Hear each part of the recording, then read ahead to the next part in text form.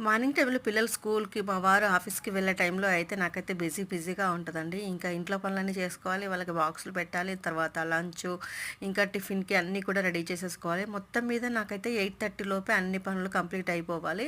రోజు కూడా నేను అంతే చేస్తాను. కానీ నేను 1 ½ అవర్‌లోనే చేసేస్తాననమాట. దాదాపు 7 నుండి 8:30 వరకి ఈ పనులన్నీ కంప్లీట్ చేసేసుకొని 8:30 నుండైతే ఇంట్లో పనులు ఇంకేమైనా మిగిలినవి ఉంటాయి కదండీ! ఇంకా అంట్లు తోమడం గానీ, ఇల్లంతా క్లీన్ చేసేసుకోవడం, బయట నీట్‌గా తుడిచి ముగ్గు వేసుకోవడము, ఇలాంటి పనులనమాట. ఇంక ఇలాంటి పనులన్నిటిని చేసేసుకోవడానికి నాకొక హాఫ్ అన్ అవర్ అలా టైం పట్టిద్ది. మొత్తానికైతే 8:30 నుండి 9 వరకి మిగతా ఇంట్లో పనులన్నీ, పెండింగ్ పనులన్నీ కంప్లీట్ చేస్తాను. అండ్ వాషింగ్ మిషన్‌లో బట్టలు వేయడం గానీ, బట్టలు ఆరేయడం గానీ, మొత్తం కూడా ఇంకా 8:30 వరకి 9 వరకి కంప్లీట్ చేసేసుకొని 9 నుండి 9:30 టు లేదా 10 లోపు నేను ఇంకా వీడియోస్‌కైతే వాయిస్ ఓవర్ గాని ఇవ్వడము, ఎడిటింగ్ చేసుకోవడము, వీడియోస్ అప్లోడ్ చేసుకోవడము మొత్తం 10 వరకి కంప్లీట్ చేసేసుకుంటాను. ఇంకా 10కి అయితే నేనైతే షాప్‌కైతే బయలుదేరుతాననమాట.